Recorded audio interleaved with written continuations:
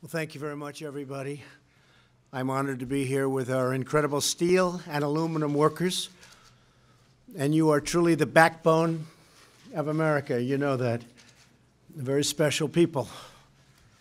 I've known you and people that are very closely related to you for a long time. You know that. I think it's probably the reason I'm here. So I want to thank you. I also want to thank Secretary Mnuchin, Ambassador Lighthizer, Secretary Ross, Peter Navarro, Mike Pence, our great Vice President. They've worked so hard on getting this going and getting it done, and people are starting to realize how important it is. We have to protect and build our steel and aluminum industries, while at the same time showing great flexibility and cooperation toward those that are really friends of ours, both on a trade basis and a military basis. A strong steel and aluminum industry are vital to our national security, absolutely vital. Steel is steel. You don't have steel, you don't have a country. Our industries have been targeted for years and years, decades in fact, by unfair foreign trade practices leading to the shuttered plants and mills, the laying off of millions of workers, and the decimation of entire communities. And that's going to stop, right? It's going to stop. This is not merely an economic disaster, but it's a security disaster. We want to build our ships, we want to build our planes, we want to build our military equipment with steel, with aluminum from our country. And now we're finally taking action to correct this long overdue problem. It's a travesty.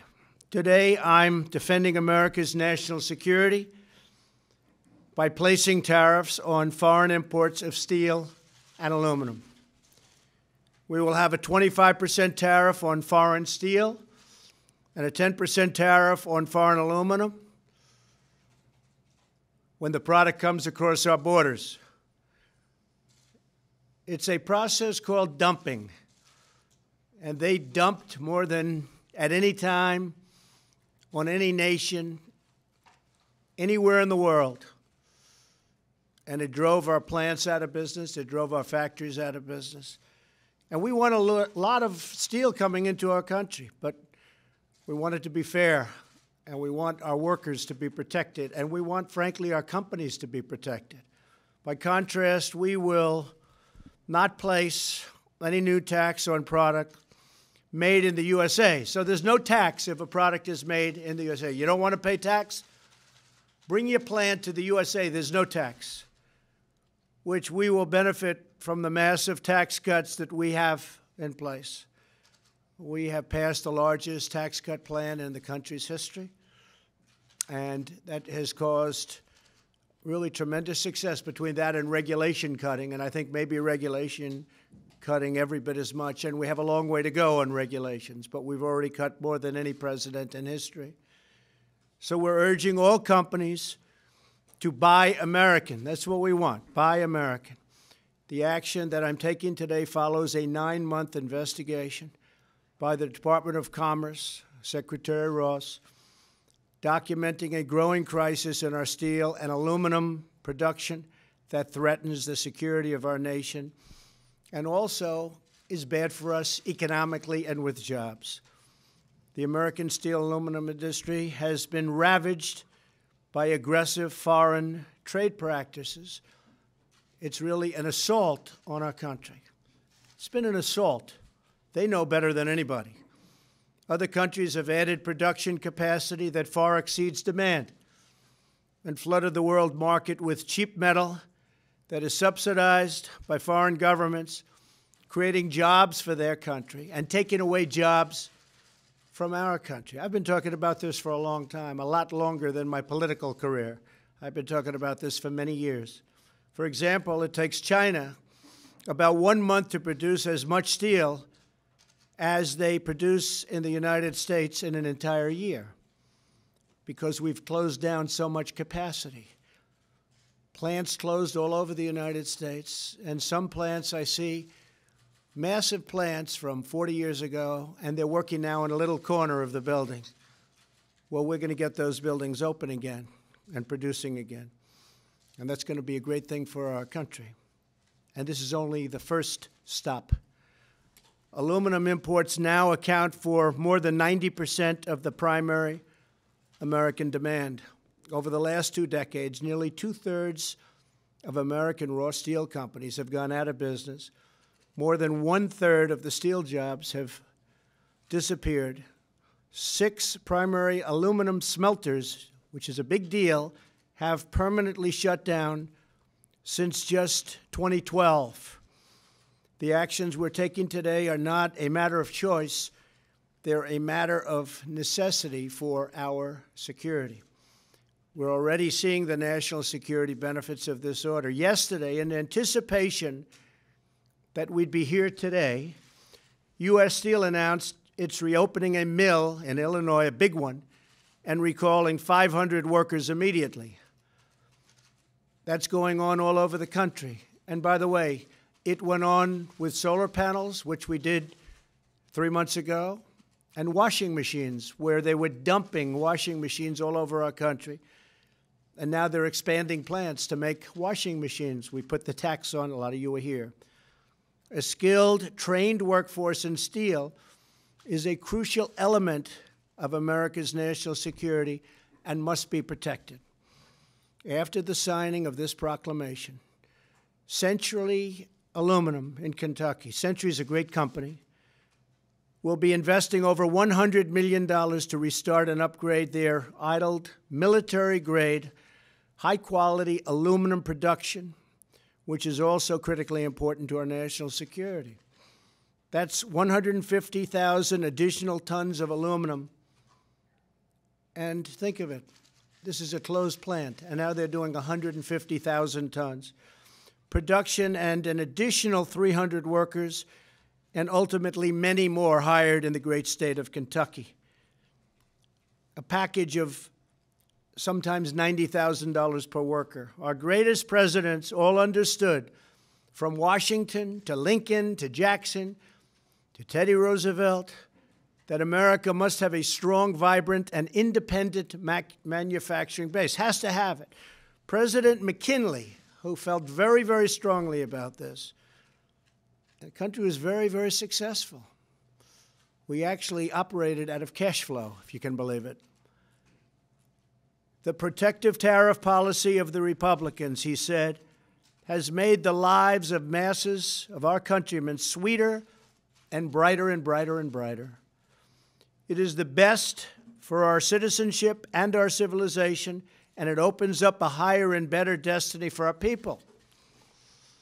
Many politicians lamented the decline of our once proud industries, and many countries denounced global excess capacity. But no one took action. All of our politicians, they saw what was happening to our country. I've seen it for 25 years. I've been talking about it. Talked about Japan, talked about China. But the politicians never did anything about it. But now they are. Our factories were left to rot and to rust all over the place. Thriving communities turned into ghost towns. You guys know that, right? Not any longer. The workers who poured their souls into building this great nation were betrayed. But that betrayal is now over. I'm delivering on a promise I made during the campaign, and I've been making it for a good part of my life. If I ever did this, I never really thought I would. I said, let's run for president, and look what happened. And part of the reason it happened is you. And my message having to do with you, and other messages also. Security, military, the wall, the border, a lot of good messages, but this was one of the most important. My most important job is to keep American people safe. And as you know, we just had approved a $700 billion military budget, the largest ever, $716 billion next year. That means not only safety, but it means jobs. It also means the use of steel from our country. But if the same goals can be accomplished by other means, America will remain open to modifying or removing the tariffs for individual nations as long as we can agree on a way to ensure that their products no longer threaten our security. So I've put Ambassador Lighthizer, great gentleman, in charge of negotiating with countries that seek an alternative to the steel and aluminum tariffs. The fact is we've been treated so badly over the years by other countries. I think really we've been treated very badly by our politicians, by our presidents, by people that represented us that didn't frankly know what they were doing. And we lose $800 billion a year on trade. Every year, $800 billion. It's been going on for a long time. $300 billion, $400 billion, $500 billion, got up to $600 billion. And it keeps going, but it's going to start changing, has to change. We're negotiating now with China. We're in the midst of a big negotiation. I don't know that anything's going to come of it. They have been very helpful. President Xi, I have great respect for, a lot of respect. But I don't know that anything is going to come of that. But we're going to cut down the deficits one way or the other. We have a deficit with China of at least $500 billion. And when you add intellectual property, it's much higher than that. That's a year. At the same time, due to the unique nature of our relationship with Canada and Mexico, we're negotiating right now NAFTA. And we're going to hold off the tariff on those two countries to see whether or not we're able to make the deal on NAFTA. National security, very important aspect of that deal. And if we're making the deal on NAFTA, this will figure into the deal, and we won't have the tariffs on Canada or Mexico. If we don't make the deal on NAFTA, and if we terminate NAFTA because they're unable to make a deal that's fair for our workers and fair for our farmers, we love our farmers, and fair for our manufacturers, then we're going to terminate NAFTA, and we'll start all over again, or we'll just do it a different way, but we'll terminate NAFTA, and that'll be it. But I have a feeling we're going to make a deal on NAFTA. I've been saying it for a long time. We either make a deal or we terminate. And if we do, there won't be any tariffs on Canada, and there won't be any tariffs on Mexico. One other thing, some of the countries that we're dealing with are great partners, great military allies, and we're going to be looking at that very strongly. The tariffs don't go effective for at least another 15 days, and we're going to see who's treating us fairly, who's not treating us fairly. Part of that's going to be military. Who's paying the bills, who's not paying the bills. We subsidize many rich countries with our military. They pay not 100 cents on the dollar, in some cases not 50 cents on the dollar, and they're massively wealthy countries. So we have to stop that, and that will enter into the equation also. Very interesting, I saw a tweet just came in from Elon Musk, who's using our wonderful space facilities and did a great job 3 weeks ago. He said, for example, an American car going to China pays 25% import duty. But a Chinese car coming to the United States only pays 2.5%, a tenfold difference. So an American car going to China, think of that, pays 25% import duty. So we send our car over there, pay 25%. They send their car over here, 2.5%. 10 points, that's from Elon, but everybody knows it. They've known it for years. They never did anything about it. It's got to change. We're going to be doing a reciprocal tax program at some point so that if China is going to charge us 25% or if India is going to charge us 75% and we charge them nothing, if they're at 50 or they're at 75 or they're at 25, we're going to be at those same numbers. It's called reciprocal. It's a mirror tax. So they charge us 50, we charge them 50. Right now, they'll charge us 50, we charge them nothing. Doesn't work. So that's called a reciprocal tax or mirror tax, and we're going to be doing a lot of that. It's the first year, we've really set the stage. A lot of it had to do with structurally, we had to go through certain procedures in order to get to this point, but now we're at this point. American companies have not been treated fairly.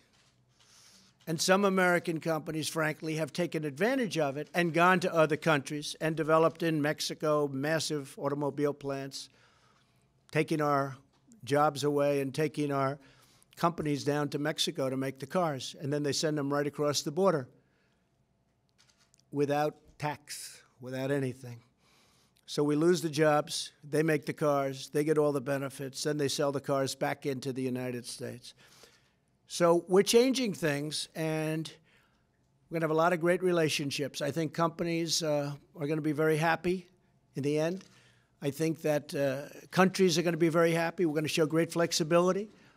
And again, many of the countries that treat us the worst on trade and on military are our allies, as they like to call them. So we just want fairness. We just want fairness. We want everything to be reciprocal. And I think in the end, we're going to have a lot of great jobs. We're going to have a lot of great companies all coming back into our country. You see it the other day. Chrysler announced they're leaving Mexico. They're coming back into Michigan with a big plant. You haven't seen that in a long time, folks. You haven't seen that in a long time. So because I sort of grew up with this group of people, I know a lot about the steel industry, and I know a lot about the aluminum industry. We're going to bring them back. I thought maybe a few of you might like to say a couple of words. And there's only about 25 million people watching, so don't worry about it. You want to say something? Come on up. How are you? Okay, please. My name's Dusty Stevens. I work at Hallsville, Kentucky. Right now we're running at 40% capacity. 2 years ago, we shut down 60% of the capacity when we had a downturn in the market. My father worked in the industry and worked at that plant for 40 years, so this hits home for all of us at Hallsville. By these tariffs going into place, this gives us the ability to come back to 100% capacity, investing over $100 million to our plant, and over 300 and some odd jobs will be brought back to the communities. So I'd like to say thank you. Thank you very much. Thank you very much. Come on over. The one thing also, the quality of our steel is really much higher. It's of a much better quality, which especially for certain things is very, very important. Please. Thank you, Mr. President. Hello, everybody. My name is Scott Sarich. I'm president of Local 2227. And I'd like to tell you a story about my father during the 80s. He lost his job due to imports coming into this country. And I just want to tell you what that does to a man with 6 kids is devastating. So I never forgot that, looking into his eyes in my household, what that does to a family. You hear about it, but when you're actually involved and it impacts you, it'll never leave you.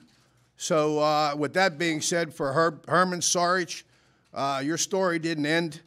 And for all the people that I represent at my union, I never want to see it happen again. And for these workers and these folks, I appreciate the opportunity, and I'm very humbled with this. So it's very important to us. So I never want to see it happen again. And I say that sincerely from my heart. And I thank you for the opportunity for what you do. Your father's Herman? Herman, sorry. Yes, sir. Yes.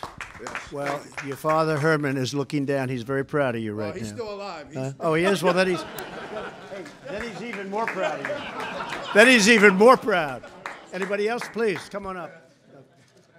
Let's arm wrestle. Come on. How you doing? My name is Ron Davis, steel worker from Marshall Middle Steel in Conshohocken. Just wanted to say, in 2009, my plant supplied a majority of the armor for the Humvees and all the vehicles in theater. And it's sad to say, because all these imports coming in our country, our plant's going to be idled in September. So at one time, our plant had 400 members. We're going to be down to about 71. So these tariffs definitely have an impact, and maybe not for our plant, but for the other plants out there. So appreciate what you're doing. Thank you very much. Thank you. Appreciate it. Anybody else? Anybody else? You're okay? You're just going to accept great jobs, right? You're going to be very happy. You're going to see things changing very rapidly. So It's really my honor to start this process. It's going to be a very fair process. It's going to be very fair to other countries, especially those that treat us well.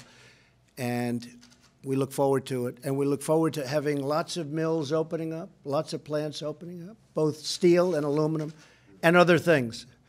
We'll be doing other things, very positive things. But you are great people. Would you like to take a picture in the Oval Office? I assume you've all been many times into the Oval Office. Come on, let's go and do that. Let's go and do that. Yes, I'm going to do. We'll go into the Oval Office. We're going to sign this up. We'll go into the Oval Office. We'll have a picture, okay? Okay, thank you.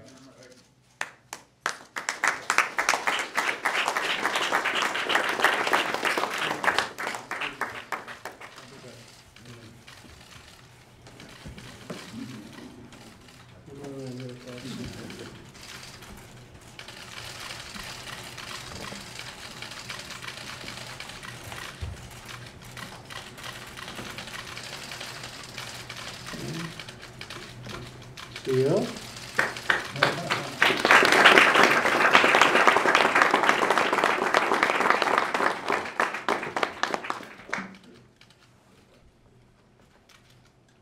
Hello, Misha.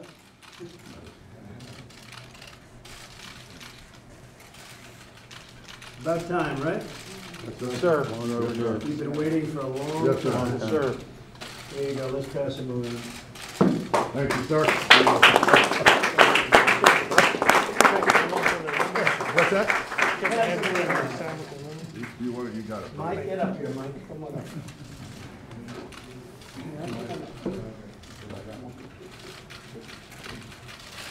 Let's go take a picture in the Oval Office, okay? Yes, sir. Thank you very much, everybody. Thank you. Have a great day.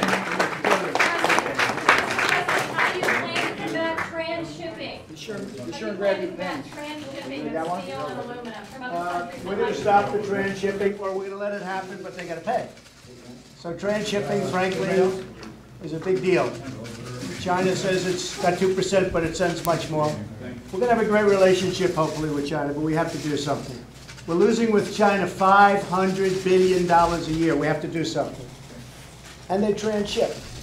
And we're going to accept their product, but it's going to cost a lot of money from the standpoint of the transshipper. Okay? Thank you very much, everybody. Thank you.